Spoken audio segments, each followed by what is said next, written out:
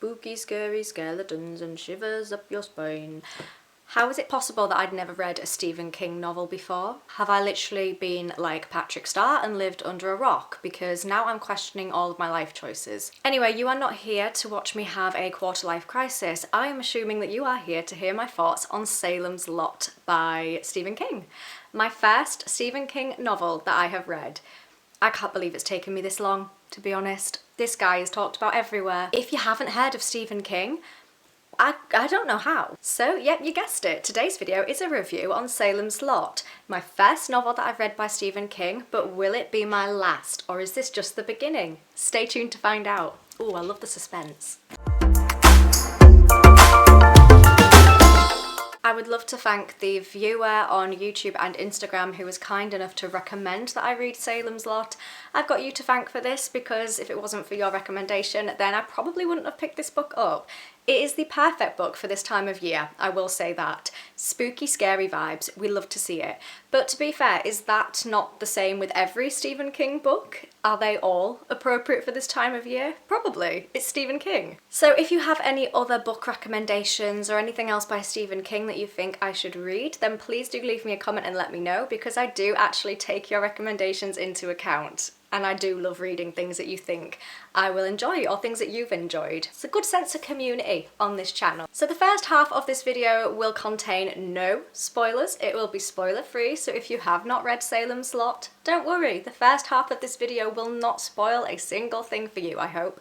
But the second half will. So in the second half of the video, I will be going into detail, telling you the juicy storylines, my thoughts on certain chapters, plots, characters, yada yada yada, you get the drill. So hopefully this will be a suitable video for all audiences, regardless of whether or not you have read this. So a brief synopsis of what the book is about.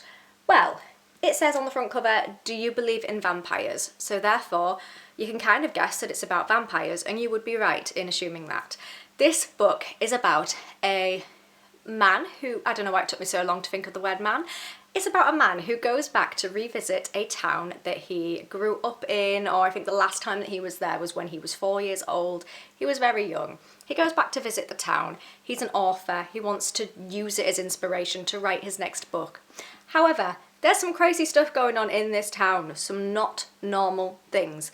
What is normal? Who can say what is normal? I can't. But this town definitely is not normal, I can say that for sure. There's some strange stuff going on, there's some questionable behaviours, there's also a haunted house. A house where the previous family members who lived there all died, all passed away. And the man that this story is centred around, when he was a child, he did break into the house and he got spooked out by some things that I'm not going to tell you about right now because it is a spoiler. So you've got a weird vibe going on in the town, you've got a haunted house, we've got potentially some vampires. The epitome of an October read. However, I know that we are, what are we, like midway through October? You could read this at any time of the year. I just think that if you like to read kind of like creepy, scary books in the build up to Halloween, I actually would really recommend this. I feel grateful that I read this when I did. I'm not saying that you can't pick this up in like summer and read it, because you definitely could. But I feel grateful that I read this in the build up to Halloween because I like to live seasonally, and this is the perfect book for this season, I will say that. So that's a very brief synopsis of what the book is about. Let's move on to my thoughts and my review, spoiler free for the most part. So, this is my first Stephen King novel, and anytime I pick up a book by a new author, I am a little apprehensive about the writing style, because I know what writing style I enjoy and what writing style I do not enjoy.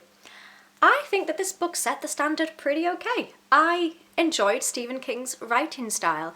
It wasn't too in-depth, he's not massively descriptive, but I feel like he sets enough of a scene and you can fill in the blanks.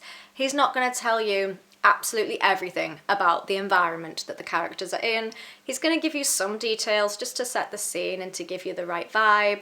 and then he can let you figure out the rest. He's not going to spoon feed you all the information and bore you to death with description. On the other side of that, there's also a lot of dialogue as well. I didn't think the dialogue was too bad. Sometimes when I'm reading a book, I can feel like dialogue might be quite forced or cringy or just not a normal conversation that two people would have.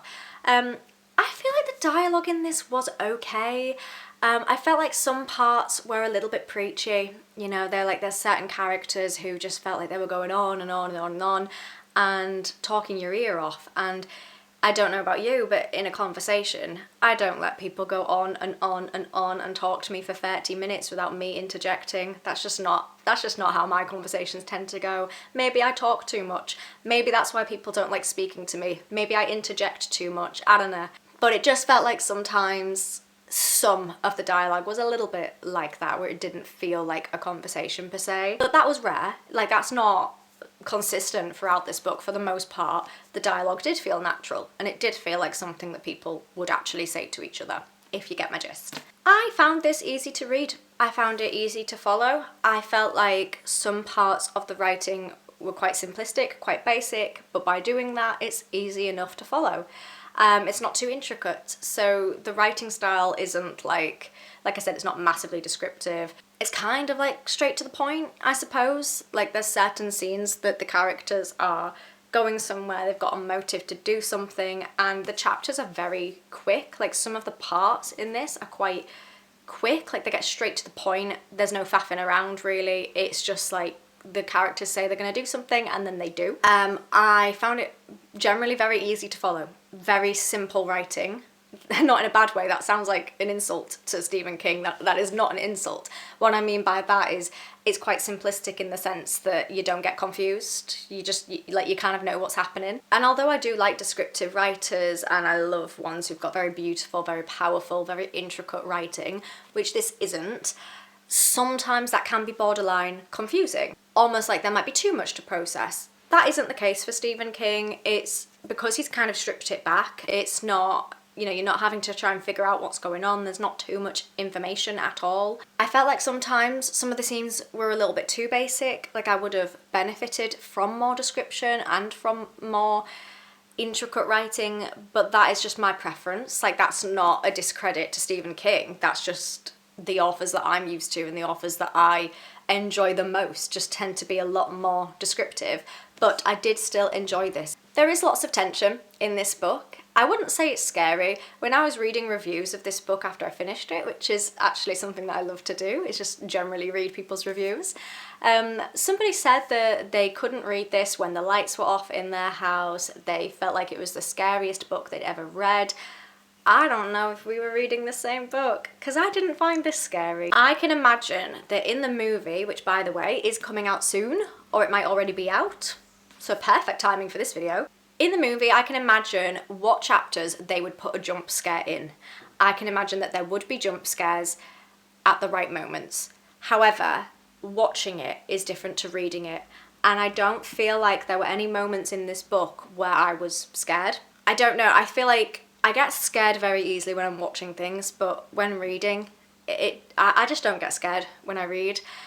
I don't know, is that something to be concerned about? Should I have been scared when reading this book? I don't know if that was the desired effect. I did feel creeped out. There were moments where I felt like, oh, that's a bit creepy, but I wasn't like fearful. I wasn't like scared. So I'm not sure if Stephen King was trying to do that. Yeah, it just wasn't a particularly scary read. So like I said, generally I did enjoy this book. However, I do have a downside. I do have a criticism. So this book is quite long. I think, what is it, like 700 pages? So relatively long. I felt like parts of it were very, very slow, and I felt like there were parts that just weren't necessary. There's a lot of filler, is what I'm trying to say. There was actually a whole chapter that was just going through different people in the town, what they're all up to, kind of like looking at the perspectives and the lives of everybody living in this town, just to kind of get a feel for all the people living there. A lot of that just felt like filler. I felt like you could have just taken that chapter out and it wouldn't have made any difference to the book. And there were lots of moments like that as well. There was a chapter as well that was centered around a religious theme, which I think is really important. You know, it's about vampires. It's based on, you know, the foundations of Dracula, and there's highly religious themes associated with that. But there was a chapter that just droned on and on and on, and it was just basically telling us the backstory to religion. And I just felt like it wasn't necessary. I just felt like it was just too much, and I think it was just filler to pad out the book. Sorry, don't come at me. I know that there's a lot of people who love Stephen King. I'm not saying I don't like him at all. I definitely liked this book, but I have to acknowledge that there are flaws to it. I've not read a book that is perfect yet. Maybe I'm too critical in my life, but that to me was a flaw. There was just a lot of filler, I felt like, and it droned on. And I felt like there were parts you could have taken out of the book just to reduce it by like 100 pages. Like, I would go as far as to say there's probably about 100 pages of filler dotted throughout this book that you could take out, and it wouldn't have made a difference to the plot. I did have a chat with somebody in the comments of one of my previous YouTube videos, and they said that this is consistent throughout Stephen King books, that he tends to add quite a lot of uncomfortable filler that's not very necessary to the plot. And is that just to make his books longer? I'm not sure what the purpose is for that. Like, it was fine, but I just feel like there was too much of it and it just didn't have an impact. And at some points I was kind of like, you know, get on with it. I want to know how the plot progresses. Why are you filling me up with this useless information? To put it lightly. There's also some very disturbing scenes in this book, which again I won't go into detail right now. There's some disturbing chapters, again, that were massively irrelevant. They served no purpose to the plot at all, but they were uncomfortable to read. They made me feel gross and really disturbed after reading them, and then it actually didn't contribute to the plot at all. So there was no reason for it. So I kind of felt like, great job, Stephen King. You've made me feel really uncomfortable, and it's not even contributed to the plot. So what was actually the point? So that again was a downside to reading this book. I didn't like those chapters, and I will go on in the spoiler section as to what those were. One thing that I will say as well, and this isn't particularly a downside to the book, it doesn't make too much of a difference, I didn't really like any character in this book. The majority of the people in this town are, quite frankly, just awful people, and I didn't like any of them other than the little boy, whose name I think, is he called Mark? Is he called Mark? Because there's two characters I keep getting mixed up, Matt and Mark, and I think Matt is the older guy who is the teacher. The little boy, Mark, he was my favourite character. He carried the whole book for me. He was brilliant. He was such a good character. Everybody else I hated. Even the main guy, Ben. I hated them all. I didn't like a single character. I like nobody living in Jerusalem's lot. So overall, I did enjoy this book. I think it's great for this time of year. It does feature vampires. I did enjoy my time reading it. I think it's a great first Stephen King book to read, just to get used to the writing style. And I'm really excited to watch the movie for this that is coming out. So that is the end of my spoiler-free section. I'm now gonna go on to spoilers. You have been warned. I've said like my main points, so basically my main review part is over, but I just wanted to delve on a few little things that are very, very spoilery just to conclude this video. I really wish that Stephen King went into way more detail about the vampires and how you transition into being one. All he describes it is that you look into the vampire's eyes, you get this like desire, this like pull to go towards the vampire, you're bitten, and then you're poorly for a few days, and that's it. And then he doesn't talk about that character again. There were many, many times where somebody had been transitioned into a vampire, but it's like one chapter they're human, the next they're a vampire, and I just feel like we've skipped an integral part to the story, and I think it would have benefited more if we'd have seen the transition. I think there was one character in particular where everybody was noticing that he was poorly, he didn't look great, he did look ill, and then the next day he's a vampire, and it's like I kind of wish we had much more of like the actual transition into a vampire. Stephen King doesn't delve into that, he doesn't go into the detail around that, and I wish that he did, because I just think that would have been so much better. Like Susan, for example, a main character of this book. Obviously, just as a reminder for you, she is Ben's love interest. It's like one moment where is she when she gets turned into a vampire? Is she in a cellar? I can't remember where she is, but one moment she's human, and then we leave her, and the next she's a vampire. And it's like, I really, really would have benefited from learning more about the process of turning into a vampire. I just feel like Stephen King skipped over those parts, and I think that they would have been a massive contribution and a benefit to the book if we got more detail on that. I just feel like it's a missed opportunity there. I also found the ending a bit anticlimactic, but then upon reflection, I'm like, how exactly did I expect it to end? Like, ultimately, the whole town gets turned into vampires, let's be honest. And I did really like the part where Ben and, is he Mark, is he Matt? The little boy, I'm just going to refer to him as little boy. Ben and little boy set fire to the cemetery, I think, which is the hiding place for the vampires. I really liked that touch because throughout this book there is reference to a fire that happened decades ago in Salem's Lot, and it's only at that point where Ben and little boy set the fire that you realise, oh, this has happened before. That is the reason why the Great Fire happened, because the town was overrun with vampires back then. So it's almost like a cycle that's repeating itself for this poor town. So I did like that. But at the end of the book, after that point, Ben and little boy just run off. Like, they just escape, and yeah, they just go on their travels. They're constantly looking up information about the town to see if there's any updates, and then it just ends, to be honest. And the last chapter, I turned to the page and I was like, oh, that's the end of the book. So the ending was a little bit anticlimactic, but I also don't really know what other ending I would have wanted. Like, it would have been very, very unrealistic for Ben and little boy to save the day and to rid the town of vampires. That would have been so unrealistic, and I wouldn't have liked that ending. I think the ending always needed to be that the vampires won, that the town was completely turned into vampires, and ultimately that is what happened, and Ben and little boy just ran away. So I found it anticlimactic, but I'm not sure how I would have wanted it to be different. So maybe that was the most appropriate ending, the most realistic ending for an unrealistic story. Well, maybe. We don't know if vampires are here or not, who's to say?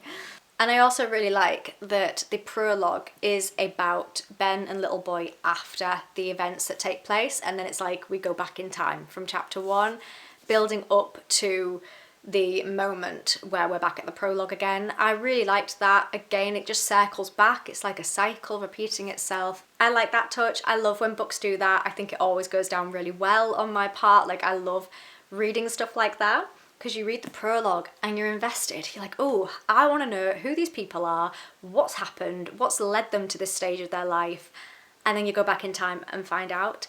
That always goes down well with me. That was in this book and I really liked it.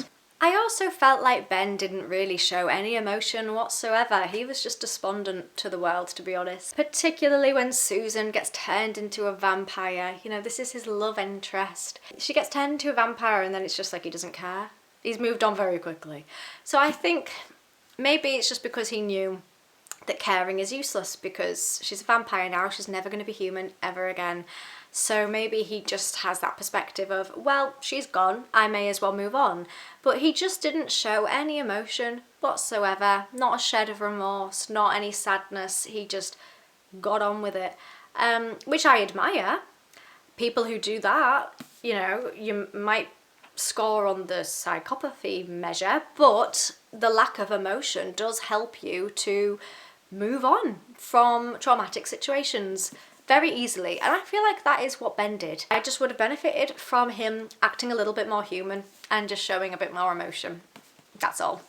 And then the final thing that I want to talk about is a chapter in particular that I really enjoyed. I don't know why. I don't think this is going to be most people's favourite part of the book. For me, it was, and I remember reading that chapter and thinking I loved the amount of detail that went into, and that was really cool. So this part was when the little boy, whose name I cannot remember, he's tied up by, not the vampire, but the vampire's assistant, the, is it called Straker, something like that. He ties up the little boy and leaves him there. And then little boy remembers a technique that he learned from a magician called Houdini, which is basically where if you are being tied up, you've been captured, you should tense all of your muscles to expand them, and then when you get the chance, once you've been tied up, relax your muscles and it'll actually slacken the ropes that you have been tied up with. And then he uses a mixture of that with other physiological symptoms like sweat. And so it goes through the process of the little boy using that technique. And I just thought that was really cool. And I don't know if that would work or not, but it seems logistical. And I really enjoyed reading about that. Like afterwards I was like, I'm gonna have to look up if that's like an actual technique, because I just feel like that was great. And I've said in other parts of this book that Stephen King hasn't gone into too much detail or description. For that section, for some reason, he really did. There was so much description about that technique and I really enjoyed it. And then obviously the last little thing that I just wanted to mention, in case you were wondering what I was referring to in my spoiler-free section, but the parts of the book that I did not enjoy at all, that I felt were uncomfortable and they were unnecessary and they were just filler. Basically the way that the mother and father treat their baby, I did not enjoy reading about that, and it was unnecessary. It made me feel uncomfortable, it made me feel really sad, and it doesn't even contribute to the plot. So Stephen King has given us that information about the way the baby is being treated. Next chapter, they're all vampires. Next chapter, we don't hear from them again. And I just felt like that was unnecessary and not needed. And then a similar thing as well is, I think the character is called Doug. He works and lives in the dump and he is killing rats. I just didn't enjoy that. I don't like reading stuff like that about any animal, to be honest. Like, I know that that's just a personal trait of mine. I love animals, and anytime I'm watching something where they are treated in that way, it gets me. Like, I can't watch Marley and Me. I can't watch it. Anything to do with an animal experiencing discomfort, harm, just not living their best life, I just get really sad. I am the type of person who can't go into Pets at Home and look at the animals there because they don't have loving homes. They're just in a pet shop and they don't have like anybody to love them or cuddle them. Oh my god, what is wrong with me? So yeah, maybe I am acting a little bit insane in this video. It's just me, okay? I'm being 100% authentic. That is me. I just can't deal with anything like that happening to an animal, even if it's a rat. I did used to have pet rats. They are domestic ones, they're not like sewer rats. I just feel like, again, Stephen King provides us with this information and then he just leaves us to sit with that and it doesn't contribute to the plot. You could have absolutely have removed both of those scenes out of this book and it would not have made a single difference to the outcome. They were all going to turn into vampires anyway. I didn't need to know that these two people were treating their baby in that way and that this guy was treating rats in that way. I didn't need to know it and I didn't want to know it and I felt uncomfortable. And they're only a small part of the book. You know, they're like a very, very small part of the book. But I just didn't appreciate feeling that way afterwards and it not serving towards the plot. Like, if you're gonna make me feel that way, have it serve some relevancy and some importance to the plot. That's all I'm saying. So that is my review. I don't think there's anything more that I want to say about Salem's Lot. I will read another Stephen King. In fact, the next one I want to read, I actually have next to me. I'm going to read The Shining as my next book. So I'm very excited. I want to read it before Halloween. I think I've got time. What are we on today? I've definitely got time to read this before Halloween. This is actually a much smaller book than Salem's Lot, so I'm definitely going to fly through that. So The Shining is my next book that I'm going to read. So this will not be my last Stephen King book because overall I did enjoy the writing style. Yeah, an enjoyable read. I rated it 3 out of 5 stars, which is decent. So that is my review on Salem's Lot by Stephen King. If you've read this book, what did you think? Let me know what your thoughts and opinions are in the comments below. And also, if you have any other book recommendations, can be about anything, doesn't have to be Stephen King, then I always really appreciate that as well. So let's keep this conversation going. And if you enjoyed this video, make sure to give it a thumbs up to let me know that you did. Also, if you're going to see the Salem's Lot movie, I'd love to know what your thoughts are on that. I am going to be watching it. I might have even watched it before I upload this video. I think I probably will have. So give this a thumbs up. Also, if you enjoy my content and you want to see more from me, then please subscribe because it's free and it means that you can see my videos a lot easier. Thank you so much for being here today. I really appreciate it. I will see you next time, or rather you'll see me, and I hope that you have a wonderful rest of your day. Bye for now.